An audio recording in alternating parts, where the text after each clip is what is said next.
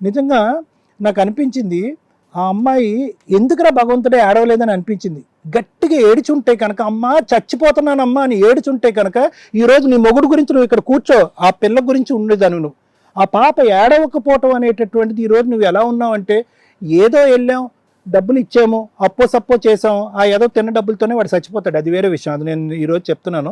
ఎందుకంటే అలాంటి పాపిస్తు డబ్బు అనేటటువంటిది ఎప్పటికీ నిలదు. అది తిన్నటువంటి ఆ వ్యక్తి కానీ, ఆ వ్యక్తి దగ్గర నుంచి తిన్నటువంటి ఇంకో వ్యక్తి, ఇంకొక ఎవరైతే డాష్ డాష్ డాష్ ఉందో ఆ వ్యక్తి కానీ పురుగులు పట్టి చచ్చిపోతారు. అది కర్మ సిద్ధాంతం, అదైతే నేను నమ్ముతానమ్మా. అది పక్కన పెట్టండి. ఈరోజు నాకు అన్నిటికంటే బాధ కలిగేది ఏంటంటే, ఒకటి నిన్ను చూస్తుంటే చాలా జాలేస్తుంది, బాధ వేస్తుంది, పైపెచ్చి 10 రెట్లు కోపం వస్తుందమ్మా ఈరోజు. ఎందుకంటే ఈరోజు నువ్వు ఫైట్ చేయవలసింది దేని గురించి ఫైట్ చేయాలి నాకు తెలియక అడుగుతాను. ఇందాక నేను అన్నాను, పాప ఏడవకపోవటం అనేది ఈరోజు దురదృష్టకరమైన పరిస్థితి అమ్మ. పాప ఏడుచుంటే, అరే కన్నబిడ్డ ఇలా ఏడుస్తుంది, ఆ ఫోటోలు చూస్తేనే మాకు ఇలా తరుక్కుపోతుంది. ఆ పాప నీ గుండె తరుక్కుపోయి ఆ ఏడుపుని చూసి నీ మనసు కరిగిపోయి, ఒరే నీ వల్లేరా ఈరోజు ఈ పరిస్థితి ఏర్పడింది, నువ్వు పట్టించుకోకపోవటం వల్ల ఇలా ఏర్పడింది, నువ్వు తర్వాత ముందుకు రాకపోవటం వల్ల ఈ దురదృష్ట పరిస్థితి వచ్చింది, నువ్వు ఉండుంటే కనుక ఆ పాపను 2-3 గంటల్లోనే మేము హాస్పిటల్కి తీసుకెళ్ళే ఉండేవాళ్ళము, ప్రతిరోజు ఉండి అమ్మాయికి హెల్ప్ చేసి ఉంటే కనుక ఈరోజు ఆ అమ్మాయి గాయాలు ఇంకా బాగా మానుండేవి, ఇంకా ఆ 12 లక్షల పాటు మొత్తం అది అంతా కూడా పాడు చేయకుండా ఉంటే కనుక ఆ 12 లక్షలతో ఇంకో 2 సర్జరీలు అయ్యి ఉండే, ఆ అమ్మాయి స్కిన్ నార్మల్ అయ్యి ఉండేది ఈ పాటకి. నువ్వు ఆ పట్టుదల రావట్లేదు నాకు ఇక్కడ. లేదు సార్, హాస్పిటల్ తీసుకెళ్ళాం సార్. అమ్మా ఒకటి నువ్వు దేని గురించి ఈరోజు ఇక్కడ ఎక్కువ బాధపడుతున్నావు? 2 అంశాలు. ఒకటి పాపకు జరిగినటువంటి ఈ బాధ, అది ఇందాక మేడం అన్నట్టు అది భగవంతుడిదా ఏంటి అనేది తీసి పక్కన పెట్టండి. తర్వాత జరిగేటటువంటివన్నీ కూడా మన చేతుల్లో ఉండేటటువంటి అంశాలు. నీ బ్రెయిన్ అంతా కూడా 50-50 అయిపోయింది. ఇప్పటికి కూడా ఇక్కడ కూర్చుని ఆ మనిషి మీద ఒక ఆక్రోశం, కోపం, చిరాకు, బాధ, బెంగ ఏమీ చూపెట్టట్లేదు. నా మొగుడు నాకు ఇప్పించండి, ఆడపిల్లకి రేపు పొద్దున్న పెళ్లి చేయాలి. ఏం చేస్తాడమ్మా వాడు? వాడిని తీసుకొచ్చి ఇక్కడ కూర్చోపెట్టి మీ ఇద్దరి చేత మళ్ళీ పెళ్లి చేయాలా మేము? అమ్మ ఒకటి, ఈ ఇంటికి నిజంగా ఏదైనా శాపం ఉందంటే వాడే శాపం, నిజంగా ఈ ఇంటికి ఏదైనా దరిద్రం ఉందంటే వాడే దరిద్రం. నేను నీ మొగుడు గురించి ఇలా అంటున్నాను, నువ్వు అనవలసినటువంటి మాటలన్నీ నేను అంటున్నాను. ఏమన్నా 19 సంవత్సరాలు 18 సంవత్సరాల పాటు నరకం చూశానండి, మా అత్తగారి ఇంట్లో ఆడబడుచు వాళ్ళని నరకం చూశాను, ఆ బాధపడలేక ఇంట్లోంచి బయటకు వచ్చేసానని చెప్పాను. ఉదయం నుంచి సాయంకాలం వరకు 80,000 జీతగాడంట, ఉదయం నుంచి సాయంకాలం తాగుతూ ఉంటాడంట, ఊరంతా వాడికి అప్పులంట, లెఫ్ట్ ఒక అమ్మాయి, రైట్ ఒక అమ్మాయి అంట, పక్కింట్లో ఒక అమ్మాయి, ఎదురింట్లో ఒక అమ్మాయి అంట, ఇంకో అమ్మాయిని ఏమొచ్చి ఒక పక్క నుంచి బిడ్డ కాలిపోతే వాడు హనీమూన్ చేసుకుంటాడు, పెళ్లి చేసుకునేవాడు. అటువంటి వ్యక్తిని ఈరోజు ఈ వేదిక తీసుకొచ్చి ఇక్కడ కూర్చోపెట్టి నీతో పాటు కాపురం చేయించాలా? ఏం అడుగుతున్నావు నువ్వు? నీ మీద ఇందాక బాధ కలుగుతుంది అంటున్నావు కదా, బాధ కంటే 10 రెట్లు కోపం వస్తుంది నువ్వు అడిగేటటువంటి దాని గురించి. ఈరోజు నువ్వు కూర్చొని అడగవలసింది ఏంటంటే, అటువంటి దరిద్రుడి నుంచి నాకు విముక్తి కలిగించండి, అటువంటి శాడిస్ట్ ఎక్కడున్నా కూడా ఈడ్చుకుని వచ్చి శిక్షించండి, మా పిల్లలకి న్యాయం చేయండి, మా పాపకు సర్జరీ చేయండి, డొనేషన్ ఇప్పించండి, మా పాపను కాపాడండి అంటే కనుక హర్షించి ఉండేవాళ్ళం. ఈరోజు అందుగురించే మేడం ఇందాకటి నుంచి ఏమని అడుగుతున్నారు, అమ్మ other side of the coin తెలియట్లేదు, other side of the coin తెలియట్లేదు అంటే, నీ కథ వింటుంటే ఒక పక్క నుంచి కోపాన్ని చూపెట్టట్లేదు, ఇంకో పక్క నుంచి రాముడు దేవుడు భీముడు అంటున్నావు, ఇంకో పక్క నుంచి వ్యభిచారాన్ని అంటున్నావు, ఇంకో పక్క నుంచి తాగుబోతాడు అంటున్నావు, ఇంకో పక్క నుంచి పిల్ల కాలిపోయిన తర్వాత కూడా ఇంట్లో అడుగు పెట్టలేదు అంటే, కాలిపోయినటువంటి ఆడపిల్ల మెడపట్టు బయట గెంటేశాడు అంటున్నావు. నీ మాట వాడు మంచోడా చెడ్డోడా? మా కళ్ళెదురుగుంటే కనిపిస్తుంది వాడు శాడిస్ట్ అని. అటువంటి వ్యక్తిని ఎలా అడుగుతున్నావు అమ్మా? అడుక్కు తిన్న బతకచ్చమ్మా జీవితంలో. చక్కటి తెలివైనటువంటి పిల్లల్ని వాళ్ళని చక్కగా కాపాడుకుంటూ వాళ్ళని చదువుకుంటూ ఏది చేసినా బతకచ్చు. ఇంకా ప్రపంచంలో మానవత్వం ఉంది, దాన ధర్మాలు చేసేటటువంటి పెద్ద పెద్ద మనసులు ఉన్నాయి. ఆ పాపకి సర్జరీ చేయించుకో. ఇల్లు ఏమీ లేవు మేడం, రోడ్డు మీద వదిలేసి వెళ్ళిపోయాడు. మీ హస్బెండ్కి ఆస్తులు ఏమి లేవంటావా? ఏటి లేవు మేడం, అప్పులు తప్ప. ఆ అప్పులే ఇప్పుడు కూడా నాకు డబ్బులు అయ్యో, నేను అవి కడతాను ఇవి కడతాను. అదే ఇప్పుడు కావాలంటున్నావు కదా, నువ్వు టైలరింగ్ చేసుకుంటూ అప్పులు తీర్చాలి కూర్చుని. ఈ పిల్లని నెగ్లెక్ట్ చేసేసి ఈ పిల్లకి రూపాయి పావులో కూడా లేకుండా ఆ వైద్యం తీసుకెళ్లి వెనకేసి నువ్వు పగలనక రాత్రనక టైలరింగ్ చేసుకుంటూ అప్పులు తీర్చాలి. వాడు తాగుడికి సోడా పోయాలి, ఐస్ వేయాలి. ఇది నువ్వు చేసేటటువంటి జీవితాంతం. అటువంటి వ్యక్తి వస్తే కనుక ఈ పిల్లలు రోడ్డు మీద ఉంటారు, మీ ఇద్దరు ఇంట్లో ఉంటారు, ఈ పిల్లలు రోడ్డు మీద ఉంటారు. ఎందుకంటే ఈ గొడవలు, ఈ పంచాయతీలు ఆ పిల్లలు చూడటానికి అర్హులు కాదు. ఆల్రెడీ సగం కాలిపోయి అమ్మాయి బాధపడుతుంది. ఆపేసే అమ్మాయి, ఈ కోరికలు ఆపేసే దయచేసి. ఈ తీరనటువంటి కోరికలు తీర్చగలిగేటటువంటి ఎవడన్నా నాదుడు ముందుకొచ్చి, ఇదిగో అమ్మ నీ భర్త మారేడు, ఇదిగో నీ పక్కన కూర్చుంటాడు, నిన్ను బాగా చూసుకుంటాడన్నా కూడా సత్తుకొట్టు వందనాలమ్మా. వద్దని చెప్పు అటువంటి మనిషిని దయచేసి వద్దని చెప్పు ప్లీజ్. అప్పుడు మేము హర్షిస్తాం, నీ మీద జాలి చూపెడతాం, నిన్ను కాపాడటం గురించి లక్షల ప్రజలకి డొనేట్ చేయమని చెప్పి అడుగుతాం మీ పిల్లని కాపాడమని.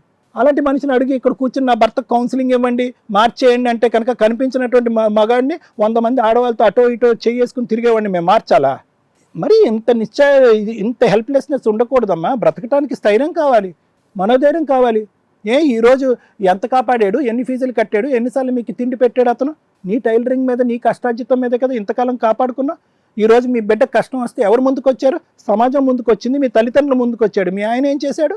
అమ్మా ఒకటి గుర్తుపెట్టుకో, చావు బ్రతుకుల మధ్యన ఉన్నటువంటి ఆడపిల్లల్ని సమాజం మొత్తం అంతా ముందుకొచ్చి కాపాడేటటువంటి ప్రయత్నం చేస్తే మీ మొగుడు ఏం చేశాడు? పెళ్లి చేసుకుని ఇంకో అమ్మాయితో కాపురం చేసుకుంటూ అమ్మా అనేటటువంటి మిమ్మల్ని జాగ్రత్తగా చూసుకోవాల్సినటువంటి మిమ్మల్ని మెడపట్టుకుని బయటకు గంటాడు. అటువంటి మనిషి మనసులో మానవత్వం ఉండదు. అతని మనసు కాదు, అటువంటి మనసు కరగదు. అటువంటి మనుషులు మారరు. అటువంటి మారినటువంటి మనుషుల గురించి దయచేసి పిల్లల భవిష్యత్తు దృష్ట్యా అటువంటి మనిషిని మళ్ళీ ప్రవేశపెట్టద్దు. ఇది నా కోరిక. అతను పశ్చాత్తాపం పొంది నీ కాళ్ళ కడిగినా కూడా అతను మళ్ళీ మీ పిల్లల భవిష్యత్తు దృష్ట్యా వాళ్ళని మళ్ళీ ప్రవేశపెట్టద్దు. ఈ ఒక్క రిక్వెస్ట్తో నేను ఒకటే చెప్తున్నానమ్మా, నీ కాళ్ళ మీద నిలబడటానికి, నీ మనోధైర్యం పెరగటానికి, ఆ బిడ్డ సర్జరీ గురించి ఏదైనా హెల్ప్ చేయడానికి నన్ను అడుగు. నేను నీకు కౌన్సిలింగ్ ఇచ్చి నీ మనస్తత్వం మారుస్తాను, కానీ ఆ మనిషిని మనస్తత్వం మార్చాలనేటటువంటి ఆలోచన కోరిక దయచేసి అడగద్దు. దానికి నేను పూర్తిగా విముఖత చూపెడుతున్నాను. అర్థమైందమ్మా? Please. Thank you sir. Madam 2 questions. ఈ 1.5 yearలో మీ హస్బెండ్ డబ్బులు అడిగాడా మిమ్మల్ని? డబ్బులు ఇస్తే ఈ 1.5 year టచ్లో ఉన్నాడా? నువ్వు డబ్బులు ఇస్తే అమ్మాయిని వదిలేసి వస్తాడంట. ఆ అమ్మాయికి 40 లక్షలు ఇమ్మన్నాడు మేడం. ఇస్తే సెటిల్మెంట్ చేసుకుంటా. దానికి 40 లక్షలు ఇమ్మన్నాడు. మా ఆయనకి 10 40 లక్షలు అమ్మా. ఆవిడకి 40 లక్షలు, నీకు మీ ఆయనకి 10 లక్షలు ఇస్తే వచ్చి నీతో కాపురం చేస్తాడు. పిల్లల దగ్గర ఉంటాను, లేకపోతే వేరే అమ్మాయిని పడుకోబెట్టి అప్పుడు నీతో మాట్లాడతాను. ఈ పడుకోబెట్టడం అంటే మా అక్క చెప్పాను కదా, ఆవిడ డబ్బులు వేరే అతనికి ఇంట్రెస్ట్ మా ఆయన ఇచ్చేసాడు మేడం. ఒక 7-10 లక్షల వరకు ఇచ్చేసాడు. సో ప్రాస్టిట్యూట్ బిజినెస్ కూడా చేస్తానంటున్నాడు, చేయిస్తానంటున్నాడు. చేయించి సంపాదిస్తాడా అంటే? అది అర్థం కాల నువ్వు చెప్పిన మాట. డబ్బులు ఇస్తే అతను డబ్బులు నేను అతనికి అడగట్లేదు అనేసి ఇచ్చింది మా ఆయన. ఇప్పుడు ఇతను అడిగితే కదా అతను నాకు ఇస్తాడు. విట్నెస్ ఇతనే. అతను ఏంటంటున్నాడు, నీ మొగుడు తినేసాడు అంటాడు అతను. మా ఆయన అంటాడు, ఆడు పిల్లలు నా పక్కన ఏమని నేను అడుగుతాను అంటున్నాడు. ఎవరితో మాట్లాడితే నీకు ఎవరెవరు సపోర్ట్ చేస్తున్నారు వాళ్ళందరికీ నా దగ్గరకు రమ్మని చెప్పేసాను. ఒక మీడియాతో మాట్లాడితే ఏంటి మేడం? వాళ్ళకి ఎంత ఇచ్చాడు? ఎంత అప్పు అక్కడ? 7 లక్షలు మేడం. అక్కడ ఒక 7 లక్షలు, ఈవిడికో 40 లక్షలు, మీ ఆయనకు 10 లక్షలు ఇస్తే పిల్లల దగ్గర ఉంటాడు. నీ దగ్గర అంత కెపాసిటీ ఉందా? మీ అమ్మా నాన్న దగ్గర మరి ఇంతవరకు ఎందుకు వస్తావు? ఉంటే ఇస్తావమ్మా, ఉంటే ఇస్తావా? 1 కోటి రూపాయలు ఉన్నాయి నీ దగ్గర, ఇస్తావా? కొనుక్కుంటావా భర్తని? ఏముందని అడుగుతున్నాడు అంత మిమ్మల్ని? రావడం అంటే ఆ ఆడదానికి బతుకు పోయింది కదా, దాని జీవితంతో నువ్వు ఆడుకున్నావు కదా, మరి దానికి ఎవరు చూసుకుంటారు? అందుకే 40 లక్షలు ఇస్తే ఆ అమ్మాయి బ్రతుకుతుంది. జీవితంతో నువ్వు ఆడుకున్నావా? ఎందుకు ఆడుకుంటాను మేడం? ఏదో ఒకటి ఆడుకుని ఉంటావు, లేకపోతే ఆ డైలాగ్ ఎందుకు వస్తుంది?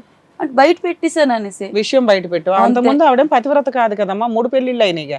4 మేడం. మా ఆయన 5వ వాడు. 5వ వాడు. ఆ మొగుళ్ళ తాలూ కూడా ఉన్నాయి మేడం ఫొటోస్. ఇంతే కదమ్మా. సో మీ హస్బెండ్ ఇప్పుడు కూడా టచ్ లో ఉన్నాడు, మీతో డబ్బులు అడుగుతున్నాడు నిన్ను.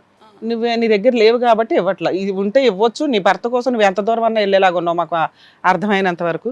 ముందుగా మనం 200 ఎపిసోడ్ కాబట్టి హిట్ టీవీ వాళ్ళకి నిజంగా మేము ఒక 15 years నుంచి సారు నేను ఈ సర్వీస్లో సోషల్ సర్వీస్ చేసుకుంటూ వెళ్తుంటే 100 ఎపిసోడ్స్ అయిపోయినాక మనం ఒక ప్రోమో చేసాం. 200 ఎపిసోడ్లో కూడా పర్ఫెక్ట్గా మాకు అమౌంట్ వేసి ఇవ్వడం కానీ, ఎంకరేజ్ చేయడం కానీ. సార్ ప్రొఫెషన్లో ఆయన బిజీ ఆయన ఉంటాడు, నా ప్రొఫెషన్లో నేను బిజీ ఉంటాను.